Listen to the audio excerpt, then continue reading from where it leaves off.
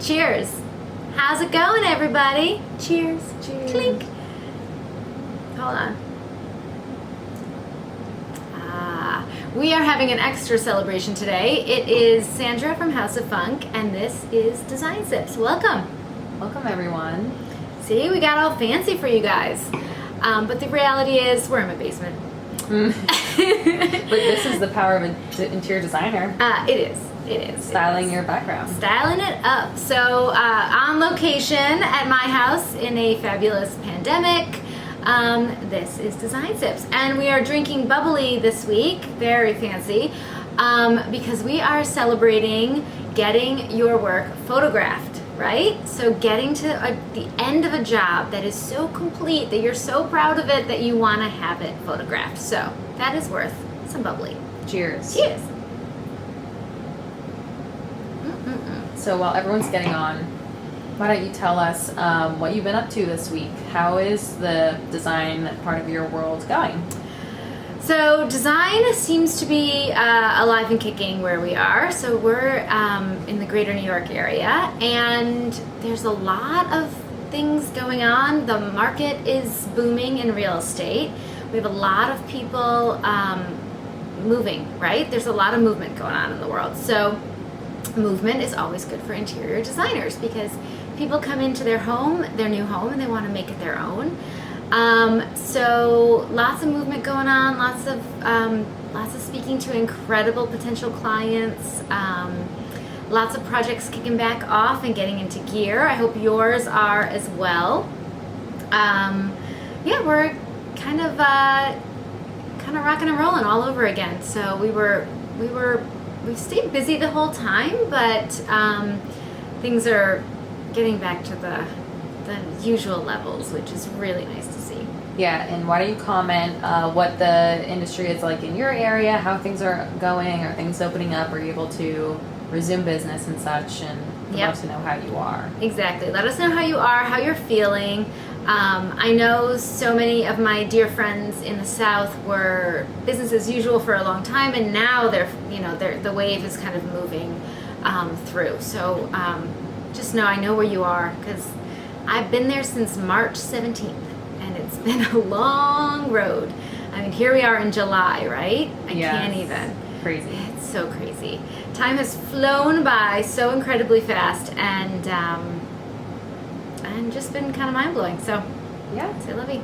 Alrighty, so. Keep cheersing you all. Yeah. And grab a drink. We Yes. love to keep it casual here. Exactly. Everyone laid back. We're drinking wine and talking design. So comment what you're drinking if you're having any. I know a lot of my dear friends on the West Coast tend to do seltzer because we're a little early for that. I might be doing a little seltzer champagne combo today because we're running a little early on schedule as well and have a lot still happening later today. So Yep. keeping it going. All right, so let's jump into our topic. And hello to all the designers joining in today. Hey y'all, what's going on? Okay, so again, talking about photographing and accessorizing your final space that you designed, why is photography something you've always chosen to invest in, Sandra? So I would say when it comes to your marketing and PR budget, the number one thing to invest in is photographing your work. And my recommendation would be to work with and try out a lot of local photographers and push, keep trying people out, trying out different budgets, trying out different personality styles, really reviewing that contract carefully, but play with it until you find your person. And then once you find your person, your portfolio will really start to sing, because there will be another creative eye kind of helping to curate your whole portfolio. That's awesome. Yeah, so the next question was, how do you know which photographer is for you, and is it okay to change photographers for every shoot? So I do think that you want to kind of try out a bunch of different people until you find your person, and then it's okay to have more than one photographer that you work with.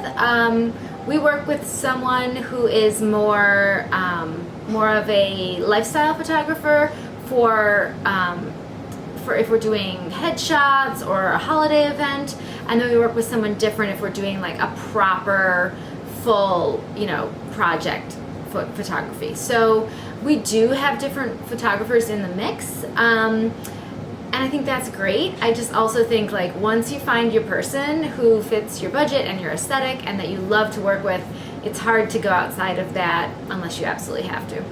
Yeah, definitely. And just hello to all the designers joining. We're talking about photographing your projects. Getting to photography. And by the way, I'm sure Sarah Harris has an amazing question on this, but you know how I like to wing it. Getting to photography is something that it's a goal that is part of every single job we take.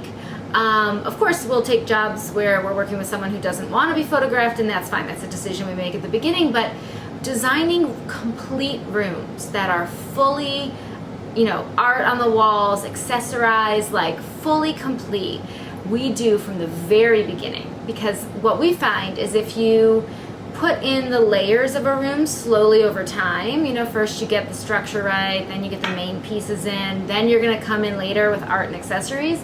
For years, that didn't actually happen, right? Because clients are exhausted, a long timeline has gone by, and a lot of money has been spent. So what we do now is we design complete rooms from the very beginning, from when we're setting the investment amount all the way through until art is part of the proposal. We propose rooms, not items. All in the mindset that we're happier when we complete a room, and the clients are so much happier when that room has its full capacity all the way through to art and accessories. So when we don't do that from the very beginning, we can't get to photography. Right. And we get less referrals because the rooms aren't quite there, right? And really what I find, the main reason we get hired is because our clients want their rooms, they want their home to feel done. And done means all the way through. Right. Cheers. Cheers. Cheers. From proposing art and accessories from the beginning. Right from the beginning.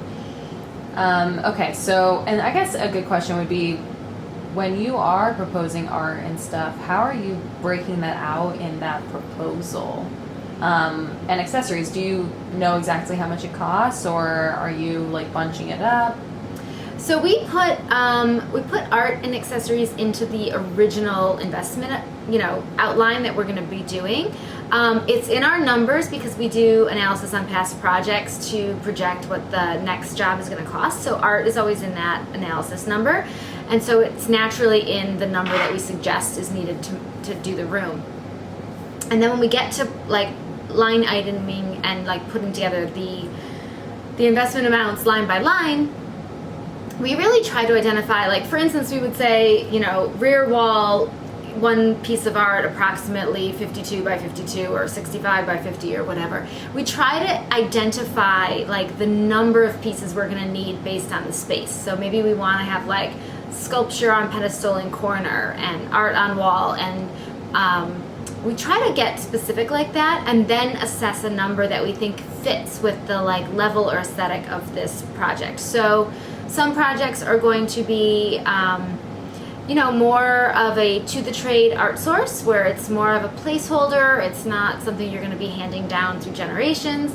And then we're lucky to have clients who have beautiful art collections that we're really curating and placing throughout the home and designing with them in mind. And then of course, our favorite is when we are helping a client curate their own art collection, where we're really going out and sourcing from galleries and First Dibs and Saatchi and Artist Direct and things like Gold Scopophilia. Did I say that right? Yes.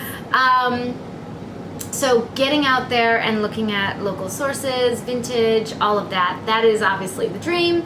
And so we have to have that conversation with the client really early in the project to understand what budget amount we're allocating for that job. Right. Great tips and advice for everyone here. Style by Mimi G joined and says hello. The Dove Agency joined. What's happening, ladies? So hi everyone. Thanks for tuning in. Cheers. It's Wednesday. I can't even believe it's Wednesday. I know. What planet are we on? I ask myself the same thing every day. Mm-hmm. Okay, so back to more logistics. Do you book 1 or 2 days for one home, and how much time do you allot for a photo shoot? Sure. So we'll give the floor plan as well as scouting shots to our photographer. And we'll talk with him. It's Mark Weinberg, by the way. He's amazing. We'll talk with him about how much time does he want for the job. And he will always bounce it back and say, how many shots per room? And what do you think the big angles are? And da-da-da. So we make a shot list with Mark. And in addition, we also make like accessories and floral lists. So we try to bring in all the accessories when we do the room, but we always get to that point when we're doing our scouting shots where we're like, okay, big bowl with fresh fruit on the counter. We might go source something like that in the last moment. Definitely beautiful florals, fresh plants, all of that kind of stuff. We will bring in cut flowers at the end. So we're kind of making our shot list, and while we're thinking about each shot, we're thinking about, okay, so we get fresh flowers for that foyer table and something for the dining table, or are we going to set the table? You know, all of those conversations start happening, which are so fun. And by the time you start thinking all of that through, you really do understand, with your photographer's help, how much time to set aside for a photo shoot. Yeah, definitely. And if you have a smaller project and want to get the most of your photographer's time, maybe doing 2 projects in one day if everyone's time allows. Yes, we've done, back in the day we would be trying to capture a couple of rooms here and a couple of rooms there. And again, we just work it out with the photographer. Are we close enough? Does that work for you? We've got a location change, it just, usually for our photographer, it's a day rate. And so it just comes down to, does it all fit in the scope?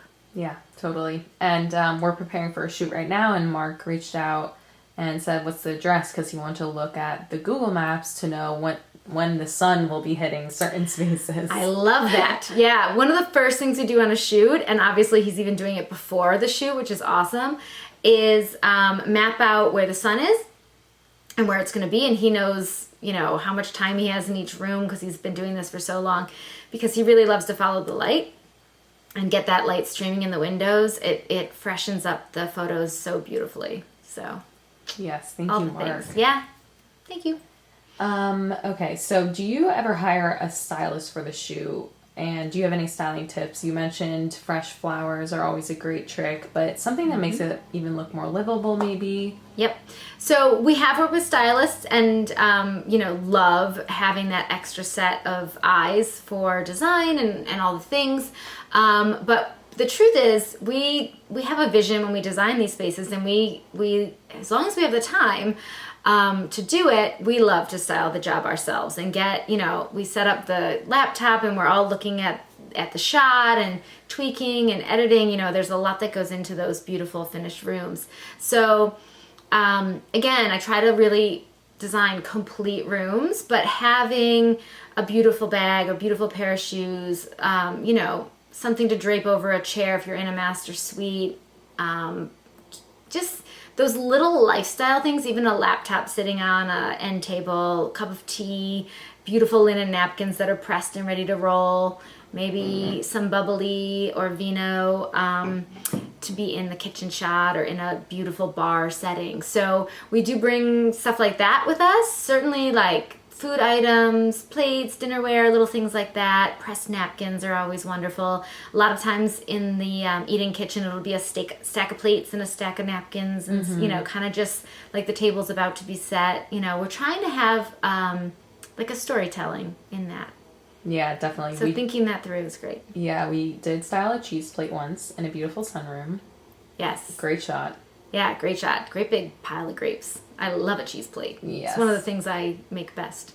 Yes. Yeah, she does make a mean cheese plate. Yeah. And I think mean guac, right? Guac, cheese plate, and toast. These are my skills in the kitchen. Otherwise, I should just design the kitchen and get out of the way. I'm also head of cleanup because, obsessed.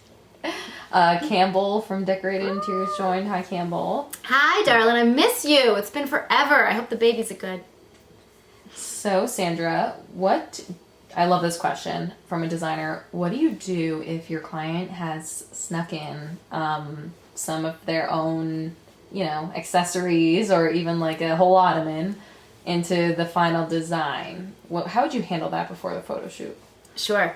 So a couple of things. I love it when the client starts to add a little bit more of their personality to the space, and those are always the best accessories, right? When you actually have the like baby's booties in the shot of the nursery, right? Then we're talking. But there are times when the family heirloom ottoman has shown up that you knew was coming back to the room, but you were trying to ignore. And we'll simply, politely, we ask for the day in the space, and we tell them that we're going to do a lot of rearranging. Before we rearrange anything, we take photos of each room so that we put it back how we found it, right? And then we will move that family heirloom piece right out of the shot and get our beautiful shot and put it right back where we found it. Same thing with like family photos. Like they don't want to see their wedding picture on my website any more than I want to, right? It's their privacy. So we are always making sure that we are, kind of downplaying anything too personal, moving things around, just taking great care to make it look lived in and with personality and as if real people live there, but not cluttered or messy or too personal. Yeah. So yeah, it's a fine line, but it is nice to see a home that's actually lived in and to see it used. And in my opinion, if you design it right and everything has, when everything has its space, it's pretty easy to have the house look pretty pulled together all the time. And I'm so thrilled when we go into clients' homes where we've done design work and we see, a well taken care of home because we have thought through what's in the mudroom, where are they going to put this down, where, if all those things are really thought through, it should make their lives better and more functional and easier living as well. Yeah. Cheers to that. Cheers to that. To everything having a space. So we have lots of new designers joining us. Shayla Copa's joined. Hi, Shayla. Hello, darling. How have you been? Why don't you tell people what we're talking about, Sandra? So we are drinking a little bubbly because it's a celebration, because we're talking about photographing your work. So we know if you got to the end of a job and it is photo worthy, that you deserve a great big cheers because you have done it right. You have designed completed rooms that you want to see in your portfolio. So just getting to photo day is such a huge success, in my opinion.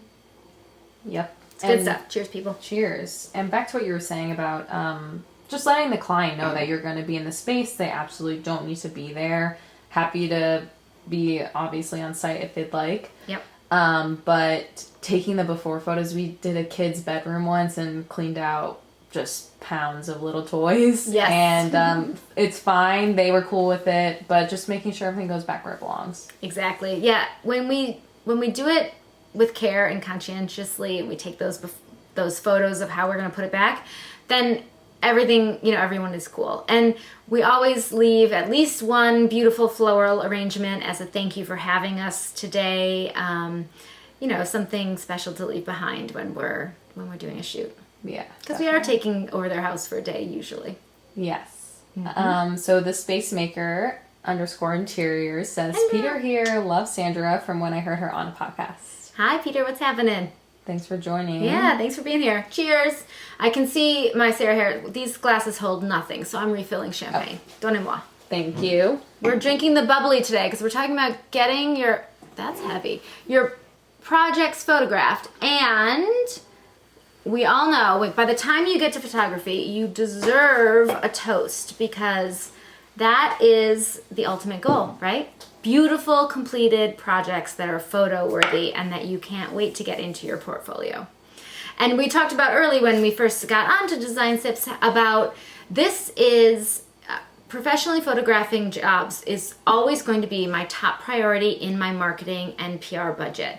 It is the face of my brand, right? I mean, I'm the face of my brand, but I like the work to speak for itself as well. So it's important to me to try to get, some fresh content into my portfolio and onto my social media, onto my website on a regular basis, because I really do like to to focus on our own work when we're talking about social media and what we share. So I might throw into a story something that inspired me, but I don't tend to put other people's design work on my social media feed. I love featuring products and travel and, things like that. But generally the design work is our own.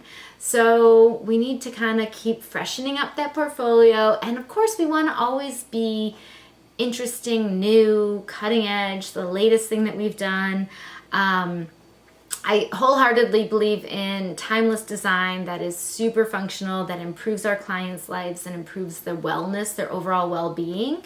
But at the same time, you know, the old things in the portfolio do start to look stale. It's even just the photo styling starts to look a little bit different. So keeping it updated is really important. Yeah, definitely.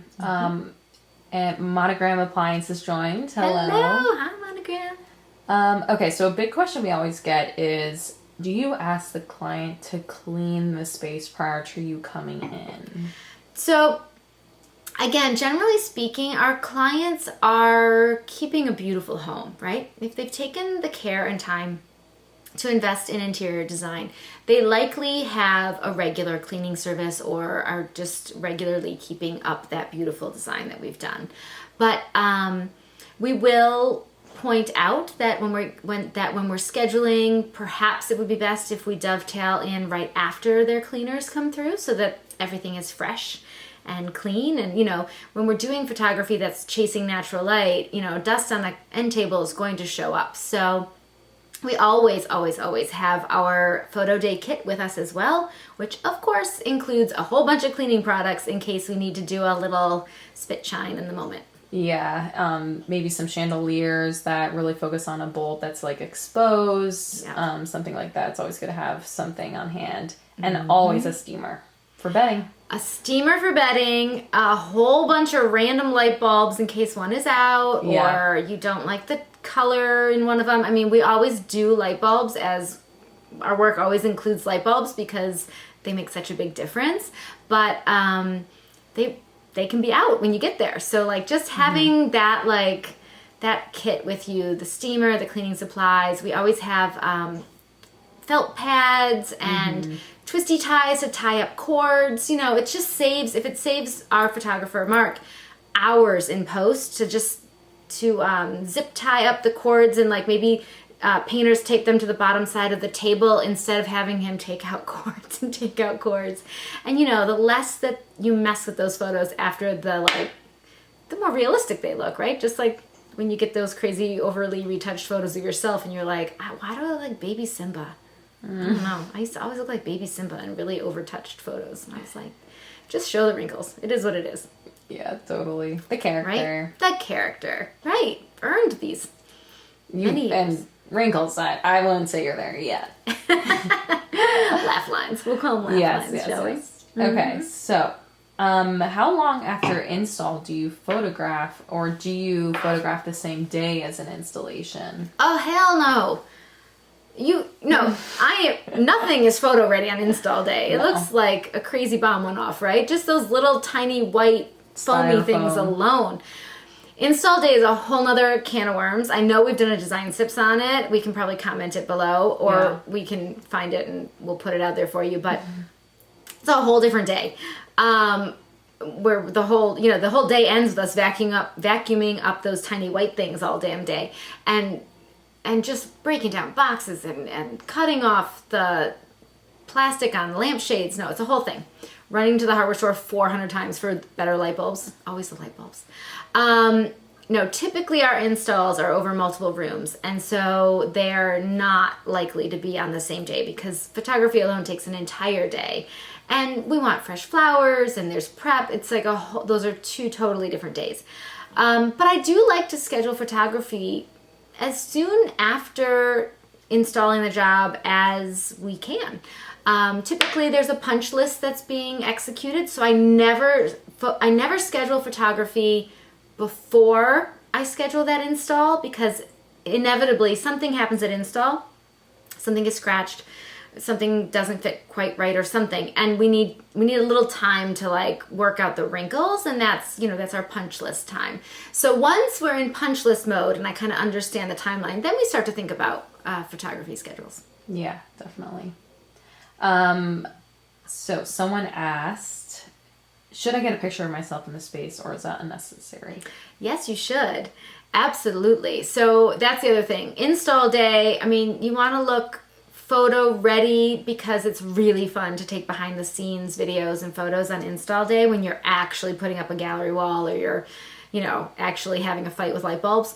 Those are great behind the scenes moments and should definitely be captured. Take someone from your PR team or take a friend or throw a phone or a camera into an intern's hand if you need to. But on photo day, I like to be photo ready because it is really nice to get a shot of yourself in the space. Think about those amazing projects that just ping pong around Pinterest and Instagram and the internet. And if you have a photo of yourself in that space, that's it. It's very clear who did that design work. Also, you always need photos of the person whose name is on the door. You constantly need fresh photos of yourself as well. You need to be giving them to press. You need to be updating them on your website. You need to be including them in blog posts. I always say to my entrepreneur people, if you're going to put your name on the door, you need to step up and take it. Like, you need to own it. Drop your, fears or shyness. And this is about your business, right? If you don't want your name, if you don't want to be the face of your business, figure out another way, do something different. But if your business name is on the door, you need to show up in your business and be present. So there's no reason when you have this fabulous photographer hired to not get a fresh image of yourself in a space that you designed that's beautiful. Yeah, definitely agree. Do it.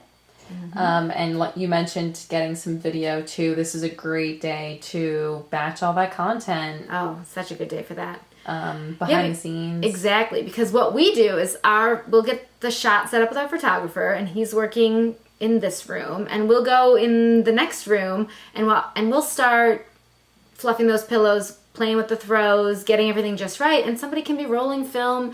I can be talking through why I'm doing what I'm doing, what's happening. I can stop, look at the camera, give a little something to them. He's ready to move into the next room. We'll go back into that room. And, instead of just standing behind the camera for hours on end, that's the photographer's job. So we make ourselves busy, busy, busy on photo day. We are running around, filming content, taking video, taking pictures. We've got a candy land of backdrops, right? I mean, if you design it right, you've got vignette after vignette of beautiful things that you've created that you should go have a little moment in all these different places. Do you ever go into a shoot with like, okay, no, I'm definitely going to pitch this here, or like have some type of strategy to discuss with your photographer before the shoot? So strategy to discuss, yes, because we'll highlight with our photographer if we got renovated a room or if we just decorated a room, if the architectural features are us or if they existed. Anything special, if we had something really, custom made or has a really interesting story behind it, then we'll make sure we're focusing on that because that will inevitably be part of a pitch that we put together. There's times when we know where this is going to fit before we photograph, but there's a lot of times where we don't, and we kind of figured that out on the fly. Yeah, definitely.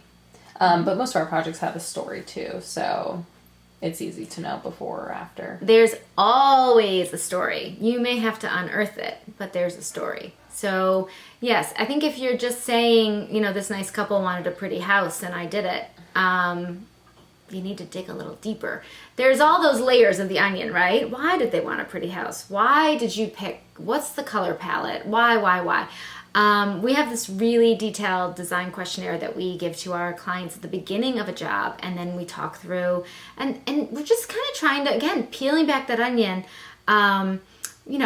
What are your hobbies and interests? Oh, we're so busy with work and the kids, we don't even do anything anymore. Okay, but what did you do in college, in high school? Were you in a competitive sport? Were you on the debate team? Like, when you start to pull it back, what art do you like? What's your favorite author? Like, you've got to dig a little deep sometimes. Maybe it's not obvious, but everyone's got something special and unique inside of them that you need to bring to that interior and to make sure that it reflects them. So number one is dig really deep with your clients to get to know them well enough to design on their behalf.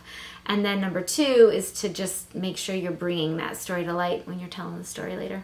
Yeah. Wow. I feel like that could be a whole other design tips episode. Right? Just I love the part about getting... Sarah's like, whoa. I love the part about I love this concept of getting to know my client well enough to design on their behalf, right? Because they're busy and they haven't been doing design for 20 years and they haven't learned the lessons of scale and texture and layers and whatever, all the things that we learn cumulatively when we do something over and over and over again for years and years and years. But yeah, I love to bring something of them to it. And so that idea of I'm trying to get to know them well enough that I can be their conduit, that I can channel that design for them as if they went and did it themselves. And then when you're at the design presentation, if you do it and you can get it, there's just so much flow and synergy, It's like, it doesn't feel like, this isn't quite what I would have done. It's like, whoa, that's even further than I would have gone with it, and that's so cool and so interesting. So that's the stuff that gets me excited still. Yeah, definitely. It's exciting to hear too, and to hear them uncover those things they didn't even know they wanted as well.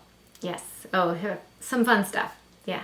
Digging deep again, peeling back those onions. Hello to Nancy from Print Designs and Peter, the designer CPA. Hello. Hi, guys. What's happening? So good to see you here. So back to, actually, no, we'll stay on topic. Sorry. Okay. I was like, she was about to start that whole other design steps. You could feel it. Yes. It's okay. But stay tuned. It'll come. We've got Wednesdays. We've got Wednesdays and Wednesdays and Wednesdays coming. Yes. One thing I was going to mention is before shots. Oh my gosh. Sometimes just as important as the after. Yes. So it is so important to think about the end game from the very beginning, right? Just the way that I only get to a finished room if I design a complete room, art and accessories from the beginning. I also don't have incredible before and afters unless I'm thinking about the befores when I go and do that space documentation. So it's about literally standing with your back to each corner of the room and getting the most broad overall shot, even if you're taking a picture of two blank walls of drywall. The whole point is that they started as two blank walls of drywall and what they ended up as, right? So stand in each corner and try to get just a broad overall of the opposite corner, and then stand on the center of each wall and get that shot as well. As far back as you can. You can always crop in, right? High quality camera when you're documenting the space, and as good a lighting as you can pull off. I mean, usually before photos are like meh. Yeah. But adds to the after. It does add to the drama of the after. Yes, but if you can think that through from the very beginning, it's really key. And then, of course, any natural feature focal points, get an extra shot of the fireplace wall or the wall where the bed inevitably will go so that you can show that transformation. Yep. Good stuff. Yes. And all you need for that is like an iPhone. Nothing crazy. Right. Doesn't have to be crazy. But thinking, is the lighting blown out and I should just turn it down? Like, just a couple of seconds of care gives a much better before shot. Yeah, definitely. Absolutely. Right. So we're going to wrap this up with, do you give a client a gift at the end of the photo shoot or something to thank them for taking over their house for a day? Yes. So we often leave our clients with at least one of the beautiful floral arrangements that we brought into the space that day. A lot of times we'll work with the same florist over and over again, and the vessels are borrowed. They're not actually purchased to be left. So we try to at least leave one floral arrangement. And like I said, a lot of times the vessels are going back to our florist. Great tip for keeping your budget in check when it comes to photo shoots. Offer to return the vessels. And then we always take those after shots and put them into a beautiful bound book for our clients and send that to them at the end of the project as our thank you gift. And that book, of course, because we're not dummies, has beautiful House of Funk branding on the outside and it's a coffee table size. So hopefully it is a proud item for our clients to share with friends and family, and a natural referral instigator. See what I'm saying? Mm-hmm. Always be marketing, baby. Love it. Who wants to cheers to that? Cheers to that, but also cheers because we're not leaving our guests empty-handed. We have a fun freebie for them. Ooh, I like it. our GoPro portfolio checklist. Yes. So again, like I said, my top spend in my marketing and PR budget will always be the most amazing photographer I can get my hands on. And I have a great checklist that will help you just make sure that once you've got that photographer and you're going to that shoot, that you're as prepared as you need to be, because it is worth the investment, but you need to be ready. Yes, so DM us for that resource and we will send you the link for sure. All right, yeah, just a quick, I'll take the freebie, will do. And thank you guys. Yes, thanks so much for joining and have a great rest of your Wednesday. And a great rest of the week. Yes. All right, a short week, I think, for most. Yeah. Cheers. Cheers.